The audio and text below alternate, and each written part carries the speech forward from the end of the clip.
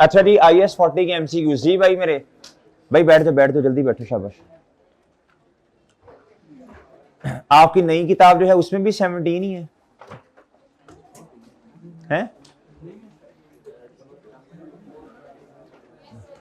17। अच्छा जी, पहला एंड से स्टार्ट करना है जी। कहता है which two of the following properties owned by a company would be classified as investment property. जी सबसे पहले आप ऐसे करें जी, सबसे पहले ऐसे करें। अब आपके पास किताब है भाई, कहा था मैंने यार कि MCQ डिस्कस करने हैं तो वॉल्यूम 1 की करनी है ना यार।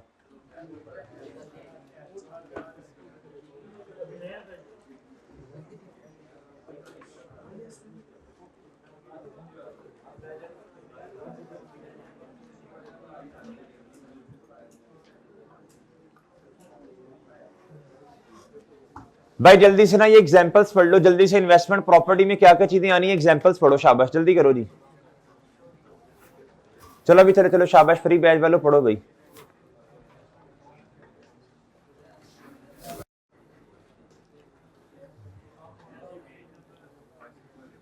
पेज नंबर है यार, ये किताब IS40 ओपन कर लो ना यार, इंडेक्स से देखा करो भाई, page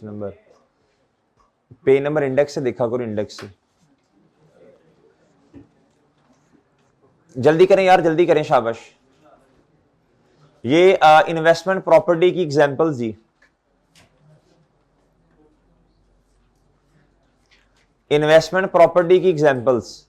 land held for long term capital appreciation, कहता रादर देन, कहता जी लॉन्ग टर्म एप्रिसिएशन के लिए चीज रखी जाए, यानी प्रॉपर्टी लैंड, कहता जी ये क्या है, इन्वेस्टमेंट प्रॉपर्टी। कहता land held for currently undetermined use, कहता इसका भी अभी पता ही नहीं है किधर इस्तेमाल करना है, इन्वेस्टमेंट प्रॉपर्टी। कहता जी building owned by the entity and leased out, कहता आपकी है और आपने किराए पे दे दी। ले सर बिल्डिंग की बात करने ना जी। कहता ए बिल्डिंग दैट इज खाली and is held to be leased out, और आपका इरादा है इसको किराए पे देंगे, रेंट पे देंगे। Property that is being constructed और developed for future use as investment property, ये तो आसान है ना। आपका मकसद ये है कल को जी रेंट पे देनी है या कैपिटल एप्रिसिएशन। अच्छा एक छोटी सी बात और, कैपिटल एप्रिसिएशन का जो लफ्ज इधर इस्तेमाल होता है ना मेरे भाई, वो शॉर्ट टर्म के लिए नहीं होता, लॉन्ग टर्म में होता है। सही है सर, ये हमने सारी बातें पढ़ी, मैं रिवाइज करवा रहा हूं एक दफा ताकि रिवाइज हो जाए। कहता जी मोटी मोटी बातें अगर मैं करूं ना, कहता वो चीजें इन्वेस्टमेंट प्रॉपर्टी नहीं है, कौन सी। कहता जी held for sale in the ordinary course, कहता property in the process of construction और development for sale in the ordinary course of business. कहता property in the process of construction और डेवलपमेंट फॉर सेल, आपने future में sale करना, IS2 हो जाएगा। Property acquired exclusively with view to subsequent disposal in the near future, ये भी IS2 हो जाएगा भाई। Property acquired exclusively for development resale, भाई IS2 हो जाएगा। ऑनर ऑक्युपाइड IS16 है भैया। कहता property held for future use as IS16 है जी। कहता held for future development and subsequent use as owner occupied IS16 है जी। इसमें जो इंपॉर्टेंट पॉइंट था मैंने यार की थी, ये है, याद है जी, प्री बैच वालों, पोस्ट बैच वालों। कहता property exception, property occupied bye employees नहीं, कहता अगर प्रॉपर्टी एम्प्लॉयज उसमें रेंट पे रह रहे हैं, आपकी है, कहता चाहे आप वो रेंटल जो मार्केट में चल रहा उतना ही ले रहे हो, फिर भी कहता आपने इसको इन्वेस्टमेंट प्रॉपर्टी नहीं कहना बल्कि ऑनर ऑक्युपाइड कहना है। कहता owner occupied property awaiting disposal, ये तो वेट कर रहे हैं ना डिस्पोजल का, इसके लिए स्टैंडर्ड होता है IFRS 5, अभी आपके वो सिलेबस में नहीं है। ओके मेरे भाई, ऑनर ऑक्युपाइड में दो चीजें, एडमिन पर्पस और in the use in the production और सप्लाई ऑफ गुड्स और सर्विसेज। डन मेरे भाई। ले सर ये मोटी मोटी सी बातें, स्कोप हमने डिस्कस किया इसका। आए भाई इधर, बताएं नहीं जल्दी से, शाबाश इसका जवाब बता दें, ये पास्ट पेपर के क्वेश्चन है जी भाई। Property occupied by an employ paying market rent, no. Land held by a company for undetermined, yes. Machine held for, machinery तो होती नहीं है ना भाई। भाई देखो ये ना बड़ी इंपॉर्टेंट बातें हैं, इसलिए ना आपने बहुत ध्यान से MCQs को पढ़ना है। Building held by a company for long term, जी एप्रिसिएशन, यस जी। Which of the following falls under the definition of investment property? Owner occupied property awaiting disposal. No. Owner property occupied by employee. No. Land held for G. Property held for future development and subsequent use. No. उठा उठा के उधर से example दे रहा है वो जी मेरे भाई। कहता जी कैलकुलेट द प्रॉफिट और loss under both cost and fair value model. पहले जहन में लेके आए, अगर तो मेरे भाई फेयर वैल्यू मॉडल है, क्या है बच्चों? सर आपकी जो किताबों में फेयर वैल्यू आ रही है अपडेटेड वाली, उसका कंपैरिजन आपने सेल प्रोसीड से करना है। कॉस्ट मॉडल में डेप्रिसिएशन होती है, बुक वैल्यू के साथ सेल प्रोसीड्स का कंपैरिजन होगा। Entity purchase and investment property on 1 January 18 35 million. Property की लाइफ है 35 साल, यानी 35 माइन और रेजिडुअल वैल्यू 0 है, यानी 1 साल की डेप्रिसिएशन 1 रुपया 1 मिलियन। क्या था 3 साल गुजर गए एट 31 दिसंबर 2020, यानी 18 गुजरा 19 गुजरा 20 गुजरा, 3 साल गुजरे भैया। 3 रुपए की डेप्रिसिएशन माइनस करने के बाद 32 रुपए की बुक वैल्यू है। द प्रॉपर्टी की फेयर वैल्यू है 42 रुपए भाई मेरे, ये तो फेयर वैल्यू है ना। Property was sold for net proceeds sale proceeds of 40। अगर तो कॉस्ट मॉडल है बुक वैल्यू 32 है और सेल प्रोसीड्स 40, 8 मिलियन का गेन आएगा। और मेरे मासूम दोस्तों वैल्यू मॉडल है भैया, आपका एसेट 42 पे किताबों में पड़ा और 40 सेल प्रोसीड, 2 का लॉस होगा। जवाब बता दीजिए। Done. Which of the following should be included in the initial cost of investment property? Opening ceremony to celebrate completion? नहीं मेरे भाई, एडवर्टीजमेंट एक्सपेंस होता है। Operational losses? नहीं सर, ये तो पढ़ लिया था हमने ना, ये 16 में भी पढ़ा। Abnormal waste? नहीं sir. Property transfer tax? Sir ये तो रिफंडेबल भी हो सकते हैं, कुछ ना बताया हो तो आपसे अर्ज की थी हमने। Okay sir.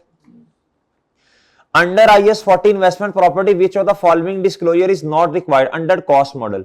कॉस्ट मॉडल में कुछ आपको ना डिस्क्लोजर्स चाहिए भाई, चाहे आप कॉस्ट मॉडल पे हैं, फेयर वैल्यू अगर चेंज है कॉस्ट उससे बुक वैल्यू से, आपको बताना पड़ता है भाई। और बात समझे हो, और बताना पड़ता है ना भैया। कहता जी फेयर वैल्यू प्रॉपर्टी बताना पड़ता है जी, ये बात। कहता डेप्रिसिएशन मेथड, हाँ ये तो बताना ही पड़ता है। Reconciliation of carrying amount beginning, हाँ। ओपनिंग एसेट्स एडिशन, और सही है भाई डिस्पोज जी बताना पड़ता है। रेजिडुअल वैल्यू ऑफ प्रॉपर्टी तो हमने कभी भी नहीं बताई बच्चों आज तक जी। ये बच्चों ये जवाब है जी, रेजिडुअल वैल्यू। भाई रेजिडुअल वैल्यू कहीं आपने अंग्रेजी में लिखा कंपनी की रेजिडुअल वैल्यू, बिल्डिंग की रेजिडुअल वैल्यू इतनी है, या एसेट जो भी है। Which two of the following fall under the definition of investment property? जी एम्प्लॉय ने ऑक्यूपाई की, ये तो IAS 16 है। A building owned by entity and leased out under an operating lease, yes ये रेंट पे दी होती है ना, ऑपरेटिंग लीज का मतलब है रेंटल्स। क्या था property being constructed on behalf of third party?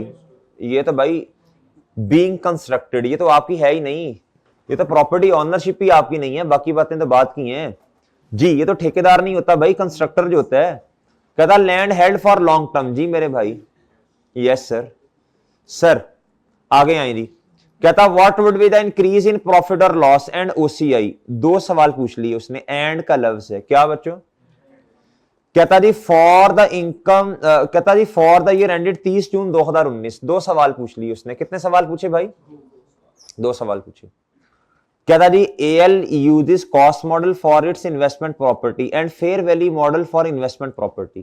PP के लिए बच्चों कौन सा मॉडल, और इसके लिए कौन सा मॉडल, और जो fair value model investment property के लिए। AL has an office building which was being used for admin purpose, which was being used for admin purpose। admin purpose के लिए बिल्डिंग इस्तेमाल हो रही है। PP एट 1 जुलाई 2018। तारीखें गौर से पढ़नी, और हमारे साल के अंदर 30 जून 19। बिल्डिंग की कैरिंग अमाउंट 20 मिलियन है। ओके बच्चों, बिल्डिंग PP जो है, on that rate the building was let out to a third party, किराए पे दे दिया। लेट आउट का मतलब क्या होता है जी? कहता जी हाँ जी ट्रांसफर, वेल डन शाबाश। 16 से कहां ट्रांसफर भाईजान? उसमें इसमें मॉडल कॉस्ट है जी, इसमें कौन सा है?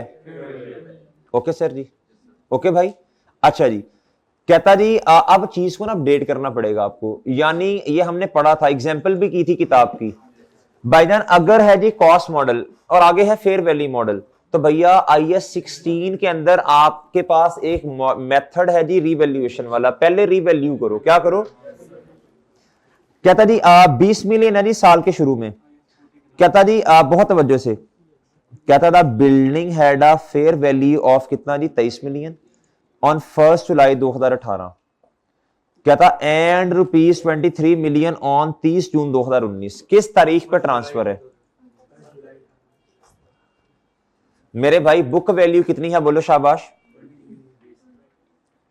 और रीवैल्यूड अमाउंट कितनी है उसी सेम तारीख पे? बताइए 3 रुपए का क्या है ये सर? सरप्लस 3। डन। ये जाएगा OCI में, याद है आपको? और मेरे भाई अब 23 पे बिल्डिंग आ गई आपकी, या फेयर वैल्यू मॉडल है। अब ये जो इंक्रीज आ रहा है ना 1 साल के बाद, ये क्या है? 0.4 मिलियन का फेयर वैल्यू गेन है। ये जवाब है बच्चों। डन। डन मेरे भाई।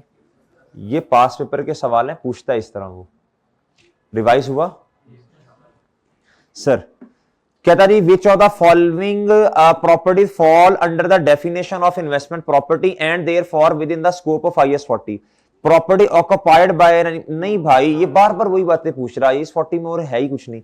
ए building owned by entity and leased out, हाँ यार ये तो है। प्रॉपर्टी बीइंग, नहीं ये तो रिपीट हुआ है मेरा ख्याल है।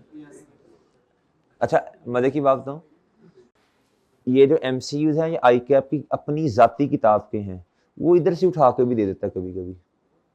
बात समझे हो? आप देख लेना, रेपिटेशन होती है भैया। इसलिए मेरे भाई MCQs वाले लेक्चर लाजमी लेने हैं। और MCQs को जब आप सॉल्व करते हैं ना, छोटे छोटे क्वेश्चंस, बड़े बड़े क्वेश्चंस की वर्किंग ऑटोमेटिकली पक्की होना शुरू हो जाती हैं।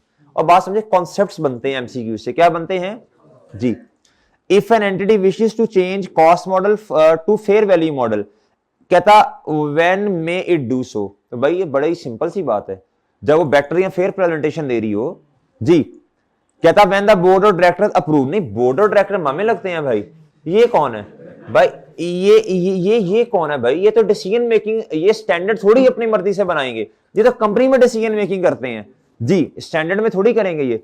हर स्टैंडर्ड अपने लिहाज से अमेंड थोड़ी कर सकते हैं। When the value of asset will improve, भाई ये कौन बोला भाई? फ्रॉड। इसे कहते हैं इसे कहते हैं जी ये ऑडिट इंशाल्लाह पढ़ेंगे आप जाके। ये एक कोशिश होती है बच्चों फाइनेंशियल स्टेटमेंट्स को क्या करने की? मिस अप्रोप्रिएशन की। किसकी मेरे भाई?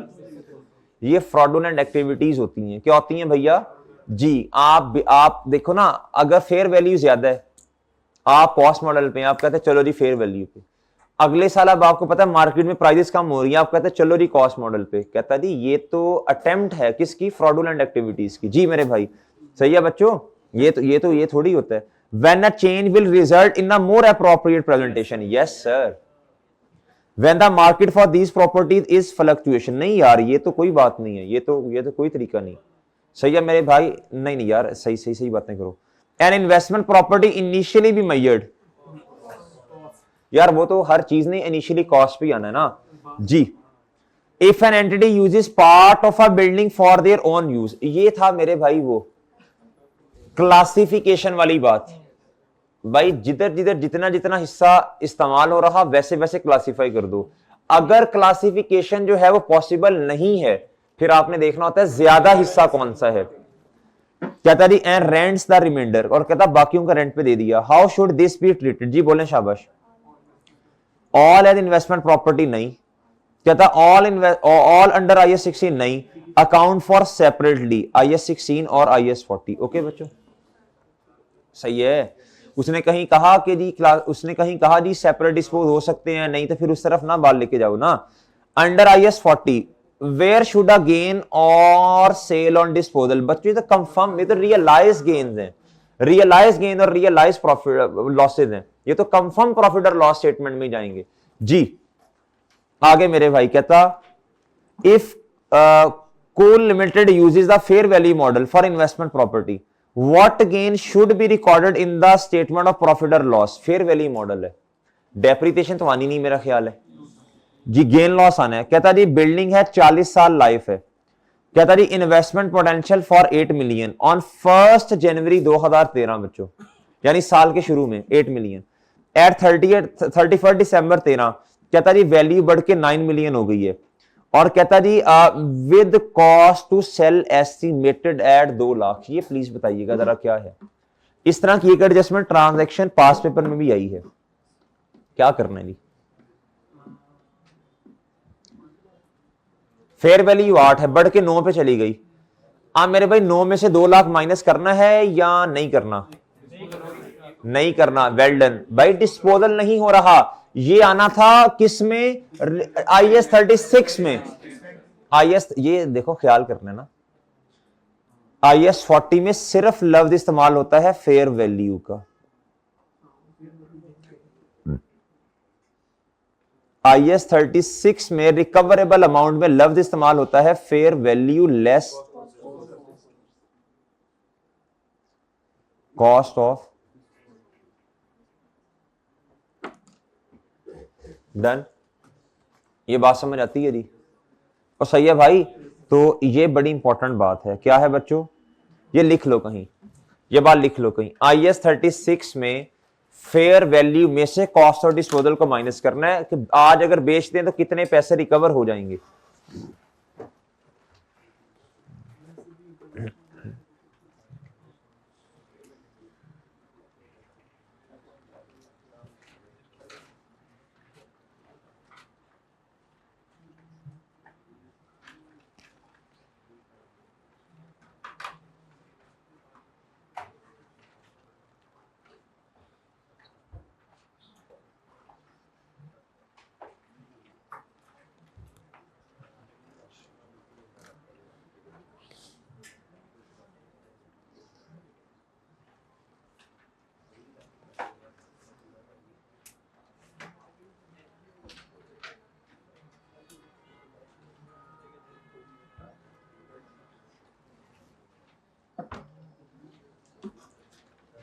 जी भाई जल्दी जल्दी जल्दी, शाबाश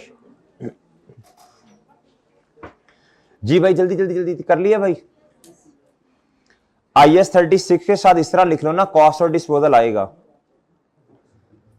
और मेरे भाई इसमें नहीं आएगा। शाबाश शाबाश शाबाश, जल्दी हिम्मत करो। अब मेरे भाई बताओ जवाब क्या आना है जी? बीटा 1 मिलियन, ठीक है भैया, और सही है। लें सर, कहता what is the correct treatment when the above property is reclassified as an investment property.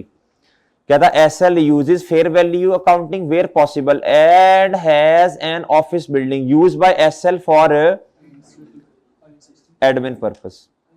IAS 16 कहता जी at 1 April 2012 it had a carrying amount of कितना बच्चों? 20 मिलियन एंड रिमेनिंग लाइफ कितनी है बच्चों? 20 साल। रिमेनिंग लाइफ कितनी है बच्चों? ऑन कहता 1 अक्टूबर 2012, कितने महीनों बाद? अप्रैल मई जून जुलाई अगस्त सितंबर, 6 महीनों के बाद। कहता property was let to a third party, यानी रेंट पे दे दी, and reclassified as a investment property. हमारे पास बुक वैल्यू किस तारीख की है बच्चों? बोलो शाबाश। डेट और भैया पी पास जो भी है 1 अप्रैल 2012 जी। बुक वैल्यू बताओ भाई। 20 जी। 1 अक्टूबर 12 मेरे भाई डेप्रीसिएशन एक्सपेंस 20, नहीं sorry sorry sorry sorry sorry, ये तो कॉस्ट मॉडल, हाँ जी ये तो स्ट्रेट लाइन है ना जी। कहता जी लाइफ 20 साल है, कितनी है जी? लाइफ है जी 20 साल, कितनी है मेरे भाई? और रिमेनिंग का लफ्ज लिखा, ठीक है, तो फिर तो बुक वैल्यू से हो सकता है ना, ठीक है, वो बुक वैल्यू के साथ रिमेनिंग का लफ्ज लिखा तो सही है। शाबाश। लें जी, ये जी एसेट की बुक वैल्यू जी। मेरे मासूम दोस्तों आगे बताओ मुझे क्या करना है जी? बोलो शाबाश।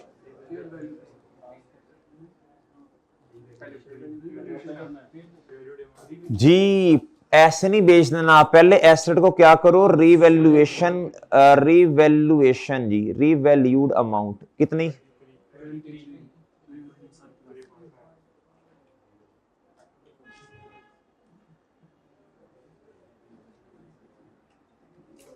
कितना भैया,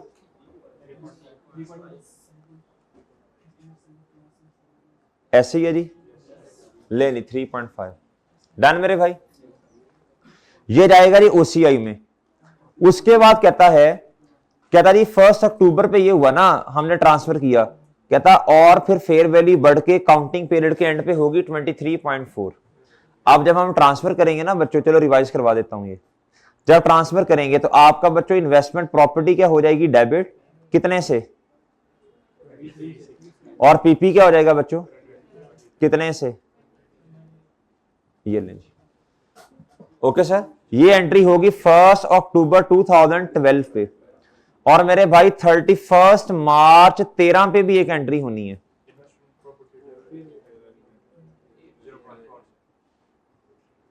$0.4, और भैया फेयर वैल्यू गेन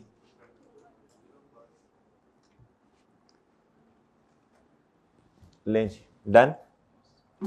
बढ़ के प्रॉपर्टी चली गई बच्चों किधर, 23.4 पे, डन बच्चों, डन है sir ji.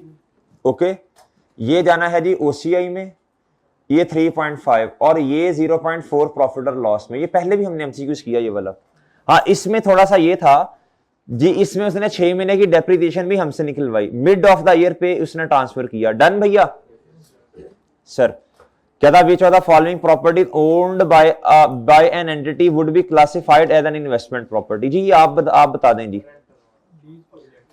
But which no longer and now, ये तो लीज रीसेल है ना, ये तो नहीं होगा,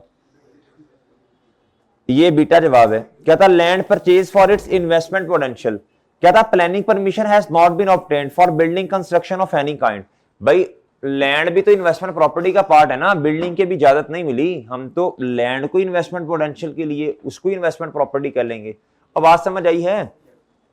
a new building use for head office, ये तो इधर से पता चल रहा है भाई, इधर से पता चल रहा है। कहता जी इधर से हेड ऑफिस IS 16 है ना, ए बेंगलोर कहता यूज फॉर एग्जीक्यूटिव ट्रेनिंग, ये तो IS 16 है।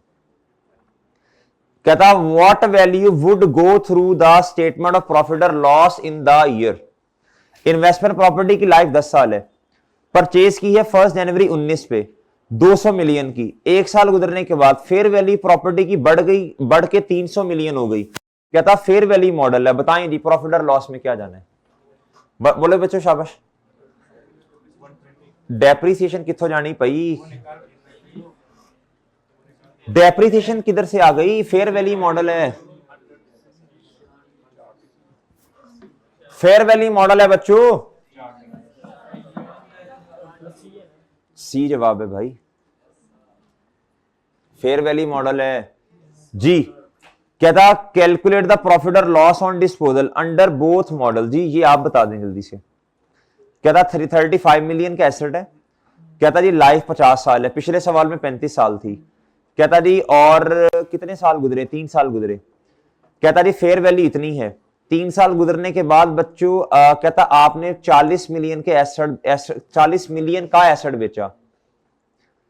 इधर देखें कॉस्ट कितनी है बच्चों, 35। एक्यूमुलेटेड डेप्रिसिएशन डायरेक्ट निकाल लें,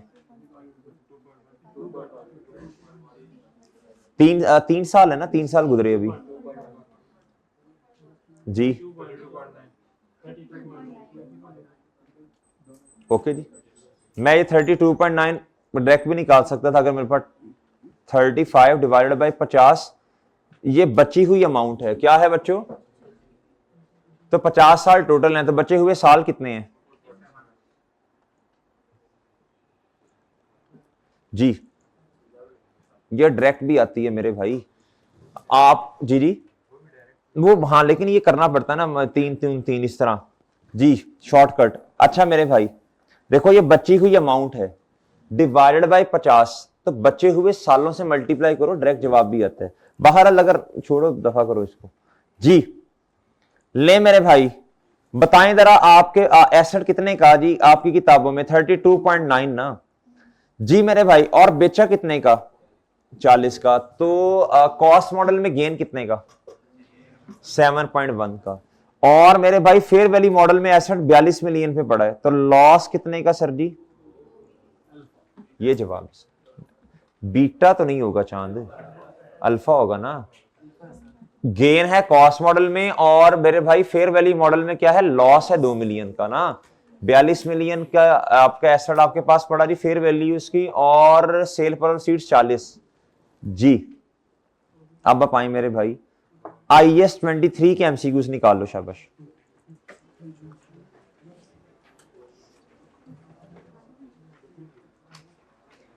देखें जरा अपनी किताबों में यही है, 18 तक ही है। देखो देखो जरा देखो, नई किताब में 18 ही है। इसके बाद ना बोरोइंग कॉस्ट में से एक MCQ और आया था अभी रिसेंट अटेम्प्ट में। अभी रिसेंट अटेम्प्ट में ना एक MCQ आया था बस, वो क्वालिफाइड एसेट वाला, बस वो टेस्ट हो भी गया मेरा ख्याल है। कहता which of the following statements are correct. कहता इन्वेस्टमेंट इनकम ऑन द, अच्छा अब देखो ये सारी बातें इंशाल्लाह रिवाइज होंगी भाई। जो इन्वेस्टमेंट इनकम है क्या है बच्चों? वो जो टेम्परेरी इन्वेस्टमेंट इनकम है भाई, जो कैपिटलाइज वाला पीरियड है और स्पेसिफिक आपने लोन लिया, उसके लिए मुझे असूल बता दें, वो कैपिटलाइज होगी। स्पेसिफिक लोन, कुछ सरप्लस फंड बचे भैया, वो वाला टन्योर जो आपने इन्वेस्टमेंट की स्पेसिफिक लोन के केस में सर जी, वो कैपिटलाइज होगी। जनरल लोन की इन्वेस्टमेंट इनकम अगर आपने कैपिटलाइज की, इक्विटी हो गया, कुछ भी हो गया भैया, वो प्रॉफिट और लॉस में जाएगी। अगर बच्चों काम रुक गया, सस्पेंशन है। सस्पेंशन दो तरह की है, याद है मेरे भाई, एक है रूटीन और एक नॉन रूटीन। अगर तो रूटीन है तो सवाल में ऐसे समझना जैसे कुछ है ही नहीं, सेम वैसे जैसे सॉल्व करते थे पहले। और अगर नॉन रूटीन है, अनयूजुअल, नॉन रूटीन का लफ्ज आ गया, सही है बच्चों, या not a part of project का लफ्ज आ गया, सर ये क्या होती है? ये होती है नॉन रूटीन। एक और लफ्ज है जो स्टैंडर्ड्स में लिखा, पहले भी बता चुका हूं 2-3 दफा। कभी कभी ऐसा होता है, कहता है जी काम रुक गया, हाउएवर एडमिन नेचर का काम जो है ना वो चल रहा है। इसका मतलब है जी ये सस्पेंशन रूटीन नेचर की है। It is a part of a project. क्या है बच्चों? ये पास्ट पेपर में क्वेश्चन हमने किया था, उसमें भी एज इट इज लफ्ज लिखे थे। ये स्प्रिंग 24 का सवाल था, शायद स्प्रिंग 24 का सवाल था। पढ़ लो जाके, जल्दी करो शाबाश, अगर आपके पास किताब है तो।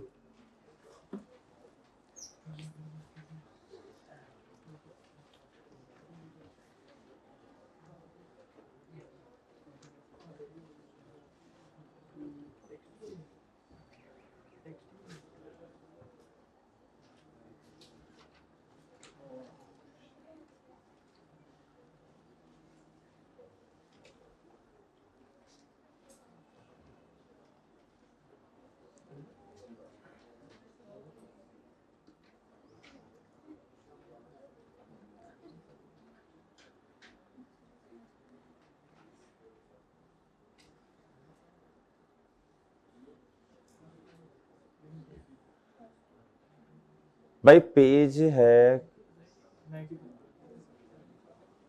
ये क्वेश्चन कौन सा? अच्छा ये तो क्वेश्चन मैं खोल लिया। ये देखो भाई, ये देखो जरा, ये पॉइंट नंबर 2 पढ़ो एडिशनल इंफॉर्मेशन में।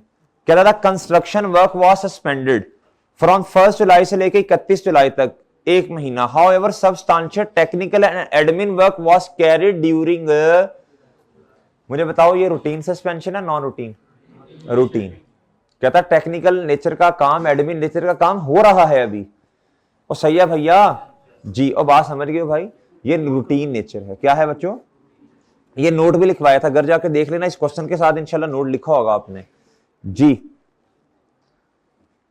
बातें मेरा ख्याल है मोटी मोटी डिस्कस हो गई। आए क्वेश्चन करते हैं। कहता है investment income on temporary investment income of unused fund of general borrowing is taken to profit और लॉस। 100% बात सही है, कैपिटलाइज नहीं करना।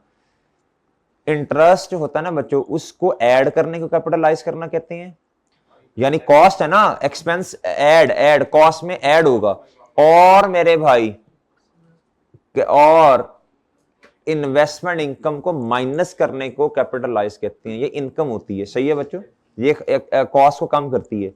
Capitalisation of borrowing cost always commence, always का लफ्ज लिखा, गौर से पढ़ना। कहता as soon as construction of a qualifying asset begin, 100% गलत है। आप क्राइटेरिया देखेंगे लेटर ऑफ वाला, भैया कंस्ट्रक्शन पेमेंट पहली, वो कोई भी हो सकती है, वो आपने अथॉरिटीज को की हो, चाहे आपने कोई भी पेमेंट हो भाई, उसके बाद स्पेसिफिक लोन रसीद की तारीख भी देखनी है, और ये भी देखना है। ये वन ऑफ फैक्टर है, सिर्फ सोल फैक्टर नहीं है। ये सोल का मतलब अकेला यही है, इसके अलावा बाकी चीजें भी देखनी है। लेटर की बेस पे डिसाइड करते हैं, this is wrong, so only statement one is correct, alpha. Okay भाई, the borrowing cost that can be capitalised on 1st January company borrowed 20 million at the rate 9% per annum for the purpose of construction of asset। भैया loan कब लिया? पहली बात। Company started construction 1st Feb, दूसरी बात बच्चों। कहता जी and paid 8 million on 1st March, पहली पेमेंट कब की बच्चों? तो बताएं कैपिटलाइजेशन कब, कैपिटलाइज करना कब से स्टार्ट करना है जी? मार्च, शाबाश। कहता अच्छा, और मेरी बात सुनो, अब आपने कहना जी borrowing cost to be capitalise, format याद है भैया आपको? बच्चे कहते हैं सर जी हमसे रिवीजन नहीं हो पाएगी। मैं कहता हूं आप क्लासेस लें हमारे साथ, इंशाल्लाह रिवीजन करवाना हमारा काम है जी, आपका काम मेरे साथ सिर्फ क्लासेस लेना है जी। Borrowing cost to be capitalise, बताएं शाबाश। इंटरेस्ट ऑन स्पेसिफिक लोन, बताओ चांद। रुपीज कितना बच्चों? Multiply by, multiply by, wait कर लें, सस्पेंशन तो नहीं है, देख लो। कहता एसेट रेडी फॉर, देखा अभी मसला आ गया था ना, एसेट रेडी फॉर यूज है जी 1 सितंबर 21 पे, तो भाई ब्रेक लगाओ ना, ये तो कंप्लीट हो गया ना। हम सब वो तो रेडी टू यूज है, हम तो सब्सटेंशियल की बेस पे भी रोक देते होते हैं। मार्च अप्रैल मई जून जुलाई अगस्त, लिखा भी गलत हो जाना था, मेरे जहन में नहीं था, मैंने तो मैं क्यों रुका, मैंने कहा कोई वो देख ले, सस्पेंशन तो नहीं है। बताइएगा भाई जी। लेस,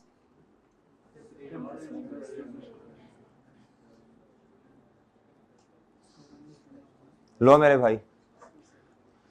कहता जी सरप्लस फंड इन्वेस्ट किए हमने 6% पर एनम। अब देखें देखें मेरी बात सुने, कहता जी 1 मार्च से लेके देखें कोई आपके पास सरप्लस फंड पड़ा तो नहीं है। आपने लोन लिया था 20 मिलियन का, मेरे भाई पहली पेमेंट आपने की 1 फैब पे, 12 मिलियन रह गए, इससे हमारा कंसर्न ही नहीं है। ये फैब वाला जो है ना, ये तो प्रॉफिट और लॉस में जाएगा ना, सीधी सी बात है भाई। ये तो ये जो जनवरी वाला महीने का सरप्लस फंड है, ये किधर जाएगा बोलो शाबाश। और फैब वाला भी, फैब का जो 12 मिलियन, आप देखो ना 20 में से हमने कितना माइनस कर दिया, 8 किया। ये हमारे पास 12 मिलियन पड़ा है 1 फैब पे, पड़ा हुआ है ना भाई, और 1 जैन पे ये पड़ा। अब इसने इन्वेस्ट होना है, इसने भी होना है, लेकिन भाई 1 मार्च से पहले मैं कैपिटलाइज नहीं कर सकता। और याद है चांद, कहता जी एंड रुपीज 12 मिलियन हमने पे किया कब बच्चों? 1। इसका मतलब है ये 12 महीने आपने पे किया 1 जुलाई। मेरे पास फैब मार्च अप्रैल मई जून, नहीं फैब मार्च अप्रैल मई जून, सॉरी हाँ, मार्च अप्रैल मई जून। सर जी अमाउंट बताएं। नहीं टोटल बताओ। पहले भी बताया था, आप क्या गलती करते हैं बच्चे, सेम रेट इस्तेमाल कर लेते हैं। ये गलतियां नहीं करनी, ये कॉमन मिस्टेक्स हैं, कॉमन जी। मल्टीप्लाई बाय 4/12 जी, 0.24 जी। जी बताएं शाबाश, जवाब क्या आने? 0.66। ओके सर जी, डन मेरे भाई, डन। बताएं जवाब किधर है? 0.66। अच्छा 1000 में किया ना, हम मिलियन में कर रहे हैं, तो मिलियन में कन्वर्ट कर दो।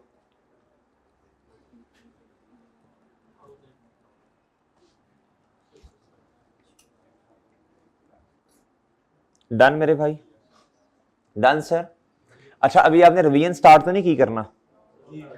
अच्छा आपको ना इंशाल्लाह कोई मंडे ट्यूसडे 3-4 दिन तक ना आपको लेक्चर्स प्रोवाइड कर दिए जाएंगे रिवीजन के, आपने कैसे करनी है। एक स्टैंडर्ड इंशाल्लाह कोशिश होगी आपको आधे पौने घंटे में सारे कॉन्सेप्ट्स उसके रिवाइज करवा दिए जाएंगे उस लेक्चर वीडियो लेक्चर में, सारे स्टैंडर्ड्स के हर, ठीक है जी।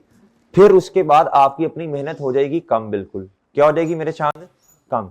मतलब IS 16 में जितने नंबर ऑफ कॉन्सेप्ट्स हैं आपके एक वीडियो में सारे रिवाइज हो गए, IS 20 में सारे रिवाइज हो गए आधे पौने घंटे में, IS 23 के सारे रिवाइज हो गए। डन मेरे भाई। अच्छा फिर अगली बात सारे आपके आपने 1.5 की स्पीड पे लगा के 2 पे नहीं जाना, 1 पे मैंने नहीं कहा, 1.5 पे। जो बच्चे जिनको समय नहीं आती 1.5 पे 1 पे ही रहे। मैं कहता हूं जल्दी जल्दी अगर आप खुद रिवाइज करना शुरू करोगे ना टाइम बहुत लगेगा आपको जी, आपको ना टाइम बहुत ज्यादा लगेगा। इसलिए मेरे भाई आपने क्या करना है, वो लेक्चर पकड़ना है। आपने देखा जी आज मैंने IS ना 20 रिवाइज करना है, ओके सर, आपने पकड़ा लेक्चर, आपने जी वो लेक्चर लेना शुरू करना है। वो इंशाल्लाह 0 से पढ़ाया होगा सारा, बताई होगी, टू द पॉइंट बातें की, आपने वो लेक्चर ले लेना है। उसके बाद मेरे भाई आपने अब अपनी रिवीजन स्टार्ट कर देनी है। अब जो कॉन्सेप्ट्स होंगे ना, जितने नंबर ऑफ कॉन्सेप्ट्स हैं वो आपको हो जाएगा सर मैंने सारे रिवाइज कर लिए हैं, अब मुझे अपनी मेहनत नहीं करनी, अब मैंने सिर्फ सवाल प्रैक्टिस करने हैं। आई बात समझ? और काफी स्टैंडर्ड्स के मेरे भाई जो मेजर सवाल हैं जिससे पूरा टॉपिक रिवाइज होता है वो भी मैंने उसमें रखे हुए हैं, वो भी करवाए हैं, ठीक है जी। वो भी इंशाल्लाह आपकी मेहनत कम हो जाएगी जी। ये वाले लेक्चर भी साथ साथ लेते रहो, इंशाल्लाह रिवीजन हो जाएगी, कोई मसला नहीं है। अभी 3 के सवाल हमने अभी करने हैं और IS 16 के मिक्स स्टैंडर्ड वाले, वो मिक्स स्टैंडर्ड भी रिवाइज हो जाएंगे इंशाल्लाह जी। जी मेरे भाई, जी अच्छा जी। चलो इधर आ जाओ, वापिस आ जाओ, शाबाश।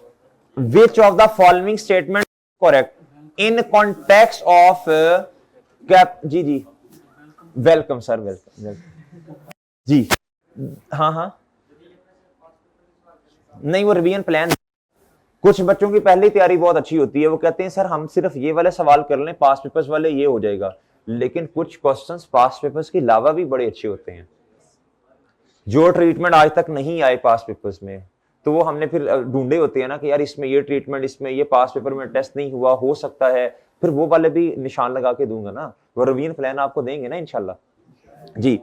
Which of the following statement is correct in context of capitalization of borrowing cost? If funds have been arranged from various general borrowings, एक से ज्यादा लोन है जनरल, क्या था the amount to be capitalised is based on weighted average cost of borrowings. 100% accurate बात है, ऐसे ही है ना, weighted average cost, weighted average rate निकालते हैं। Capitalisation always commence as soon as expenditure for the asset is, criteria नहीं देखना, capitalisation always continues until asset is brought into use. बच्चों देखो बात सुनो, ऑलवेज को नहीं, सबस्टांशियली कंप्लीटेड, लिखो लिखो लिखो लिखो लिखो लिखो। देखो हर स्टैंडर्ड के अपने अपने अल्फाज हैं, ब्रॉट इनटू यूज का मतलब IS 16, सही है ना मेरे भाई जी। सबस्टांशियली कंप्लीट आपने रोक देनी है बच्चों कैपिटलाइज करना। ब्रॉट इनटू यूज का लफ्ज क्या है बच्चों, गलत है, सबस्टांशियली कंप्लीटेड का लफ्ज सही है।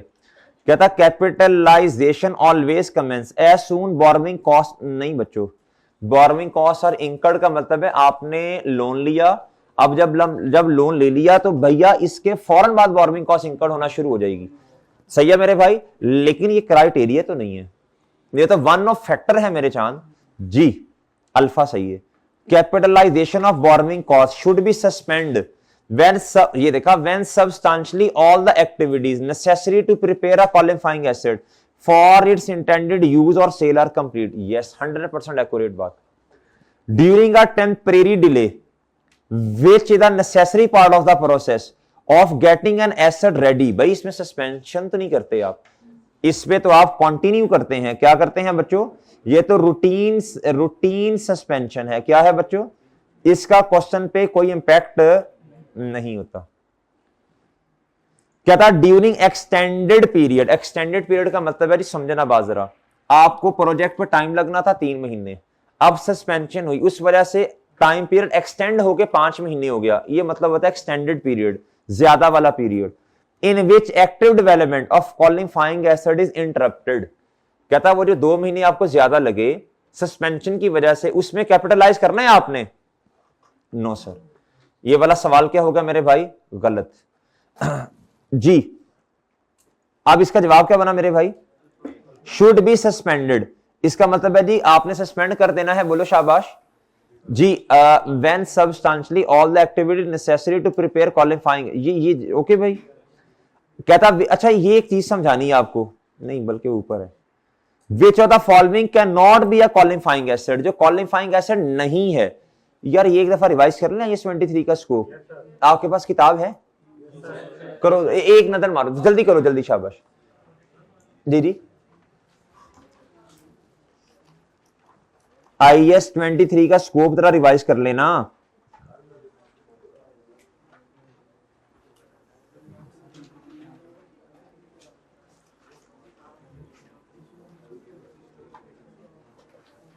भाई ये देखो जरा, क्वालिफाइंग एसिड इन्वेंटरी बनाने में सब्सटेंशियल टाइम पीरियड लगता है।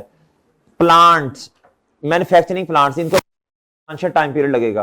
पावर जनरेशन, ये आपको बताया था पावर हाउसेस के लिए ना उनको चाहिए होता है जी बड़े बड़े प्लांट्स।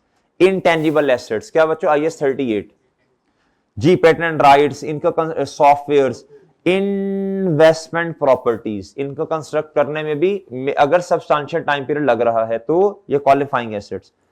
फाइनेंशियल एसेट नहीं जी। Inventory that are manufactured short period of time, ये नहीं जी। Asset that are ready for it intended use when acquired, ये आया था जी MCQs 2 नंबर का। और बात समझे हो जी? पढ़ लिया मेरे भाई आपने? आए सर इधर अब आप जी। कहता कोई कहता बताएं जो क्वालिफाइंग एसिड नहीं है इन्वेंट, बच्चों नॉर्मल अजम्पशन होती है ये है ना, मैन्युफैक्चरिंग प्लांट भी है, ये नहीं है बच्चों, ये सॉरी, तो यही तो जवाब है जिसको मैंने क्रॉस किया, यही तो जवाब है भाई जिसको मैंने क्या किया है? क्रॉस किया जी। जी जी भाई वाला यार 15 का अल्फा होगा ना? चार्ली कैसे? कहता when substantially all the activities necessary to prepare ah, अच्छा उसने सस्पेंशन की बात की है।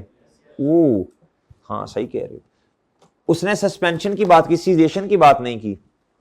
एक कॉन्सेप्ट है जी, हाँ एक कॉन्सेप्ट है सस्पेंशन का,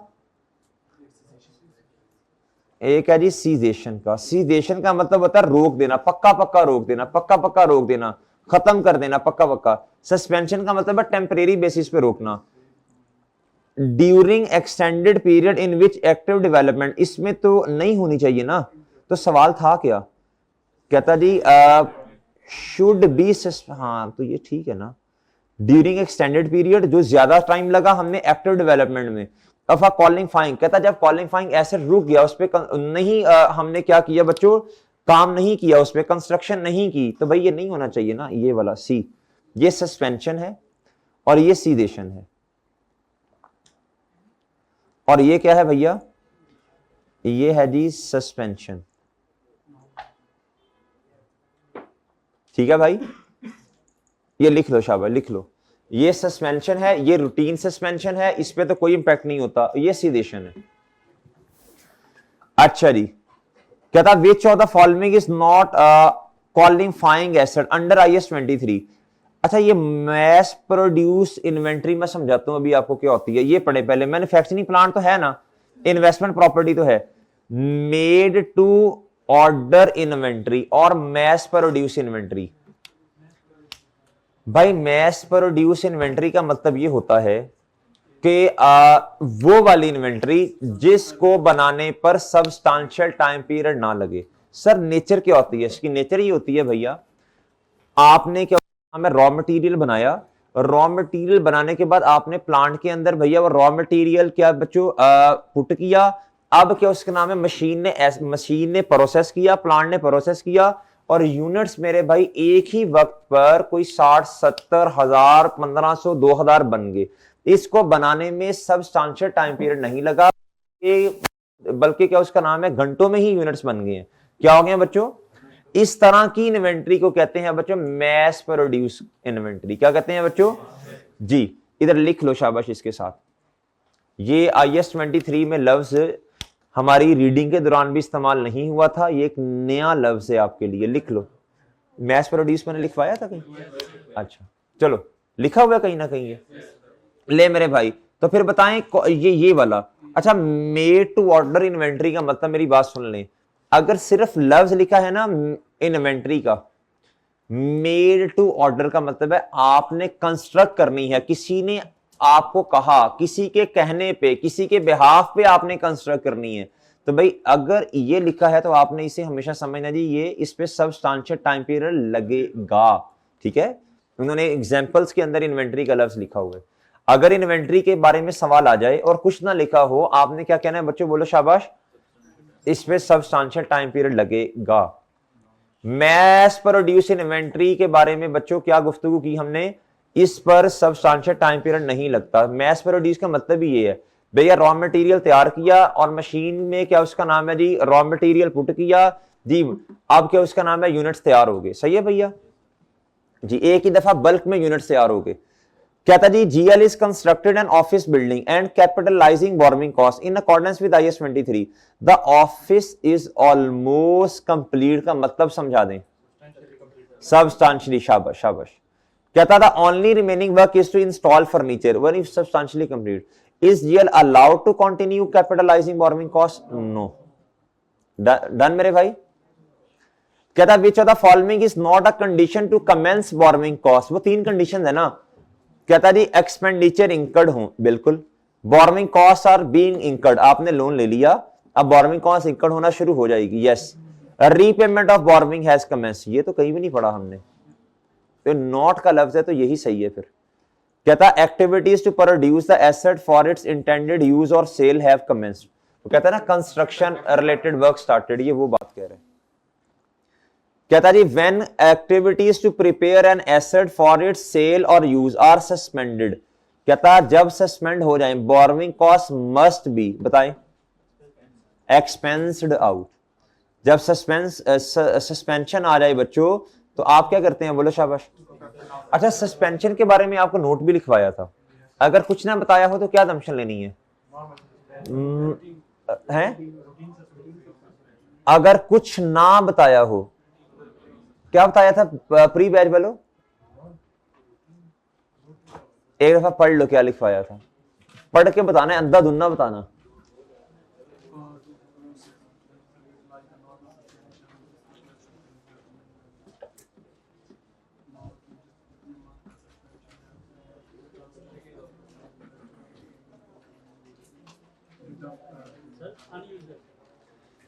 भाई मेरे मैं वही कंफ्यूज हो गया हूं कि यार ये गलत तो नहीं मैंने कहीं लिखवा दिया। भाईजान हमेशा याद रखें, इसलिए मैंने कहा पढ़ो भाई, अनयूजुअल एज्यूम करनी है। क्या करनी है? अनयूजुअल।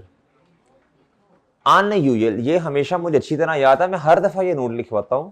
आपने भाई ने कहा बड़े कॉन्फिडेंस से यूजुअल, मैं इसलिए कंफ्यूज हो गया कि यार यूजुअल तो मैंने कभी भी नहीं लिखवाया, अनयूजुअल करनी है। क्या करनी है भैया? अनयूजुअल। जब सवाल में कुछ भी ना बताया हो मेरे भाई तो अनयूजुअल आपने जो है, हाँ इंसान है मुंह से निकल सकता है यार, इसलिए मैंने कंफर्म करवाया, गलती हो सकती है ना, लेकिन मुझे याद है अच्छी तरह यूजुअल ही अनयूजुअल ही लिखवाया आपको। सही है बच्चों, उन्होंने पढ़ के बताया 2-3 बच्चों ने। ठीक है भाई, पोस्ट बैच वालों आप भी बता दो ना, लिखा हुआ है ना आपने भी? हाँ जी, जब कुछ ना बताया हो तो अनयूजुअल। ठीक है भाई, लें जी। अब मेरे भाई इधर, अच्छा आप बात सुन लें बहुत तवज्जो से। ये है जी which of the following is not considered as borrowing cost. ये जरा एक दफा रिवाइज कर लेते हैं जी, किसको हमने बोरोइंग कॉस्ट कंसीडर नहीं करना, ये एक दफा जरा रिवाइज कर लेते हैं जी। ये मेरे मासूम दोस्तों हम आए इधर जी, ये इधर एग्जांपल्स दी थी ना इन्होंने, पहले पेज पे ये रही, ये रहा, ये रही जी, ये कुछ बातें। ये कहता जी ये एक लफ्ज लिखा था exchange difference on foreign currency और ऑल्सो बच्चों क्या एक्सचेंज डिफरेंस का मतलब होता है जी आपने लोन लिया और करेंसी डिफरेंट है, बाहर बाहर कहीं से लोन ले लिया आपने, जी फॉरेन करेंसी में लोन लिया मेरे भाई। अब ना वो डिफरेंस आ रहा है, क्या आ रहा है बच्चों, कभी डॉलर ऊपर जा रहा कभी नीचे। अब ये जो आपको इंटरेस्ट ज्यादा पे करना पड़ रहा है, कहता है जी ये फिर बोरोइंग कॉस्ट होगी। क्या होगी? अगर कंस्ट्रक्शन रिलेटेड है तो। बात समझ आई मेरे भाई? लेकिन याद रखना ये एक्सचेंज डिफरेंस है। क्या है बच्चों? लें जी, इधर आ जाए जी, पढ़ें इधर आप। ये एक्सचेंज डिफरेंस है। क्या है बच्चों? कहता जी which of the following is not considered interest expense calculated by effective interest rate method. ये भी उधर लिखा हुआ था, वैसे ये भी उधर कहीं लिखा होगा जी। ये तो बोरोइंग कॉस्ट है। Finance charges in respect of loan, ये भी है। फिर कहता exchange difference arising from foreign currency borrowing to the extent that they are regarded as an adjustment to the, कहता जो आपको ज्यादा या कम पैसे पे करने पड़ रहे हैं, ये भी है। प्रिंसिपल रीपेमेंट ऑन लोन, बच्चों प्रिंसिपल रीपेमेंट कौन सी होगी भाई? प्रिंसिपल रीपेमेंट तो वो अमाउंट है जो आपने 10 रुपए का लोन लिया, 10 रुपए वापस किए, ओरिजिनल अमाउंट जो वापस करते हैं। सही है मेरे भाई? ये नहीं होता, ये थोड़ी बोरोइंग कॉस्ट होती है। आगे मेरे भाई कहता how much interest should be capitalise. ठीक है सर। कहता an entity using funds from its general borrowings, तो जनरल बोरोइंग्स और दो लोन आ रहे हैं भाई। अब आपको क्या करना पड़ेगा? Weighted average. Entity uses 12, weighted average के लिए असूल क्या था भला? सॉरी, जनरल लोन के लिए असूल क्या था मेरे भाई? इधर देखो, हम लिखते थे, मैंने आपको तरीका बताया था, मैंने कहा था कैपिटलाइजेशन रेट जो परसेंटेज में आना है मल्टीप्लाई बाय टाइम पीरियड, और इधर वो अमाउंट जो आपने इस्तेमाल करनी है। ऐसी है ना, याद नहीं है तो याद कर लेना जाके। स्पेसिफिक होता है सीधा सीधा लोन, पूरा loan multiply by rate multiply by time period. इधर क्या होता है बच्चों? वो अमाउंट जो आपने जनरल लोन में से पे की है जी, ₹12 मिलियन, ये भी पता नहीं है, ये भी पता नहीं है, ये भी पता नहीं है, मल्टीप्लाई बाय टाइम पीरियड वो देख लेते हैं जी मेरे भाई। किस दिन आपने पेमेंट की? कुछ नहीं पता हुआ तो 12/12 ही होगा फिर। कहता जी 10 मिलियन का लोन है और ये 6 मिलियन है, और मेरे भाई आगे भी नहीं उसने बताया हुआ कि लोन आउटस्टैंडिंग महीने कितने हैं, है ना भाई? तो फिर ये पूरी अमाउंट ही लेंगे ना हम। वो फॉर्मेट बनाते थे, याद है आपको? Type, loan amount, period outstanding पहले आता है भाई, फिर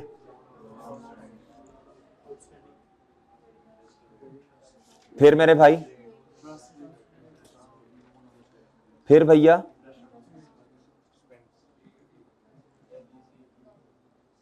ओके भाई।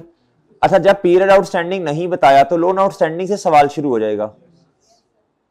₹10 मिलियन, रुपीज, इसे ए कह लें, इसे बी कह लो। ओके भाई, अब बताओ इसका इंटरेस्ट कितना है जी? हैं? और नीचे वाले का कितना आया भैया? 0.6। इधर ये कितना आ गया भाई? और ये कितना आया जी? जी इसको इस पे डिवाइड कर दो ना।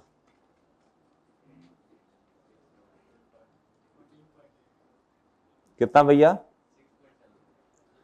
सही बता रहे हो?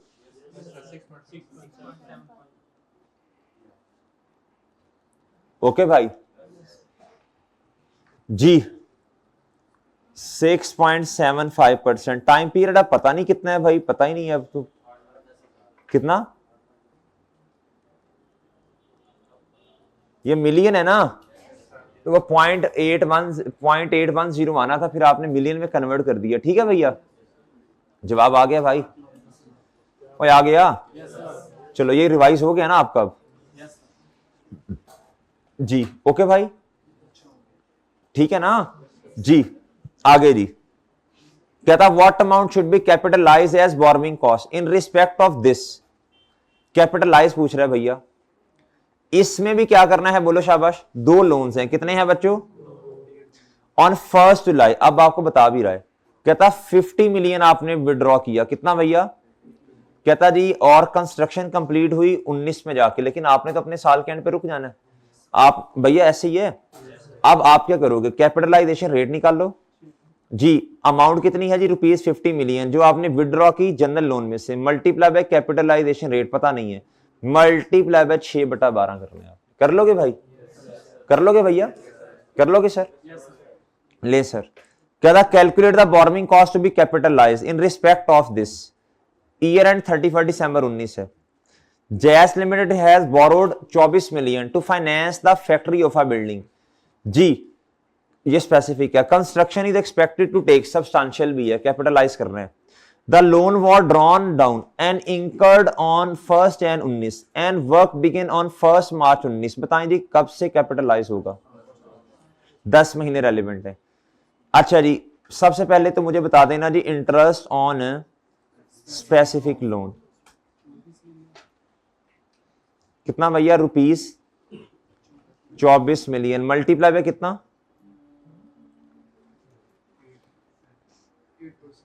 कहता is paying 8% on the loan और इन्वेस्टमेंट का रेट है 6 भाई जो ऑनलाइन लेक्चर ले रहे हैं 2 पे ना लेना, स्पीड थोड़ी सी तेज है, सही है, क्योंकि रिवीजन पर्पस है ना इसलिए स्पीड थोड़ी सी तेज है। नॉर्मली तो जी 2 पे नहीं, स्पीड स्लो, शाबाश जी। मल्टीप्लाई बाय 8% मल्टीप्लाई बाय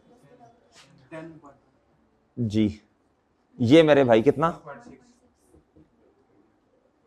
जी मेरे भाई? लेस इन्वेस्टमेंट इनकम देखो। अच्छा आपने ख्याल करना है 10 मार्च से ऑनवर्ड्स, अरसलान मार्च से ऑनवर्ड्स कहता है जी, कहता जी 10 million of loan was not utilise until 1 जुलाई 2019, यानी मार्च अप्रैल मई जून। जी कहता जी ₹12 million multiply by 6% multiply by 4/12 ji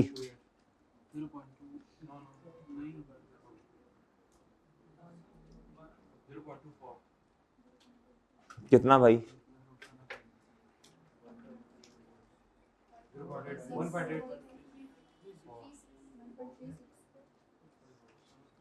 okay sir, ये तक बातें समझ आ रही हैं जी? लो जी हैं, ये तो जवाब ही नहीं आ रहा। अच्छा वो 10 मिलियन था। हाँ बताओ कितना? 0. कितना? 28। तो ये आया 32। उसने मिलियन में किया तो 13,20,000 आ जाएगा, फिर ए भी नहीं आ रहा भाई।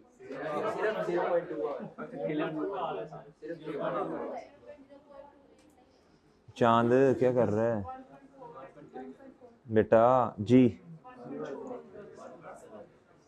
जी ओके जी 14 लाख आ गया जी। ले जी कोई नहीं चलो इधर देखो। कहता calculate the borrowing cost which can be capitalised.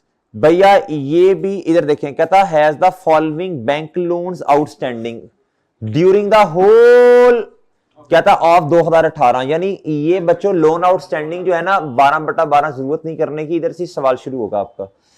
कहता जी कंस्ट्रक्शन स्टार्ट हुई 1 अप्रैल 18 पे और फंड आपने विड्रॉ किए बच्चों on that date to fund construction, यानी आपने कब से शुरू किया बच्चों? बोलो शाबाश। 1 अप्रैल से। ठीक है मेरे भाई। कहता जी 1 अप्रैल से ये आप कैपिटलाइजेशन रेट निकालोगे, आप करोगे जी ₹6 million multiply by capitalisation rate multiply by साल के एंड कब है जी? 31 दिसंबर ना, तो 9/12।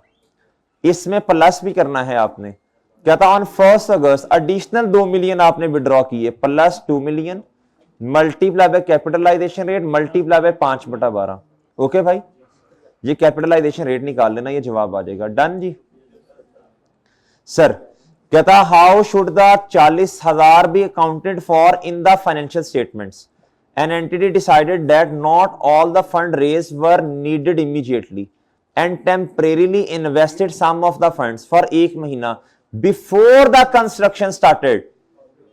जी ये किधर जाएगा बच्चों? Before the construction started ना, ये प्रॉफिट और लॉस में। Next how much interest should be capitalise as part of a PP as at 31 मार्च 2018। कहता जी हमने लोन लिया 10 मिलियन का 7.5% ऑन 1 अप्रैल 2017। The loan was specifically, specific loan है बच्चों। Construction of the store commence हुई बच्चों, तारीख बताएं।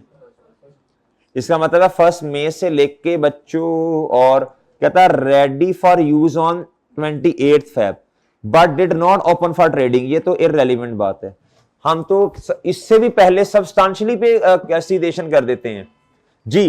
बहरहाल मई से लेके दिसंबर तक कितने महीने बच्चों? 8 और 2 ये 10 महीने। कर लोगे भाई इसे? 10 million multiply bye 7.5% multiply by 10/12। Okay बच्चों, आ जाएगा जवाब, आ जाएगा भाई। सर कहता जी आगे जी, कहता how much should be recorded as finance cost in the statement of profit और लॉस। कहता जी 10 मिलियन का लोन आया, 7.5% जी रेट है। ये सारा क्वेश्चन वही है। अब वो पूछ रहा है फाइनेंस कॉस्ट प्रॉफिट और लॉस में कितनी जानी है। आपने तो लोन रीपे नहीं किया ना, तो 1 अप्रैल तक हमने कैपिटलाइज किया है।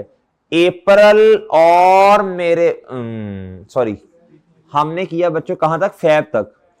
तो भैया मार्च वाला जो महीना है ये, और मेरे भाई हमने तो 1 मई से कैपिटलाइज करना शुरू किया ना। वो जो एक महीना पहले वाला था ये भाई, साल का एंड है 31 मार्च 2017 18। ये स्टार्ट हुआ होगा जी 1 अप्रैल 17 पे, इधर से लेके इधर तक ये है बच्चों कैपिटलाइज वाला पीरियड। क्या है बच्चों?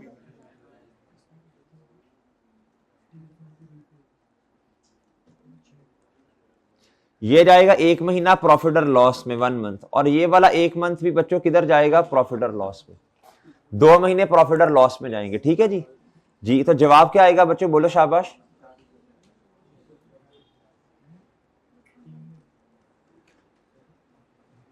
Okay sir ji. क्या था? Which two of the statements are सही? Borrowing cost must be capitalise if they are directly attributable. बिल्कुल 100% एक्यूरेट बात है। कहता है बोरोइंग कॉस्ट शुड सीज, रोक दें, to be capitalise once the related asset is substantially complete. 100% accurate बात है। Borrowing cost must be capitalise if they are directly at non current asset और क्वालिफाइंग एसेट में फर्क होता है जी। सारी non current asset qualifying asset नहीं है। अगर एक ऐसा नॉन करंट एसेट जो आपने खरीदा भैया, वो तो एक्वायर किया ना, उस पर बोरोइंग कॉस्ट कैपिटलाइज तो नहीं होनी, जहां बनाने में सब्सटेंशियल टाइम पीरियड ना लगा। कहता बोरोइंग कॉस्ट में be capitalise if they are directly attributable.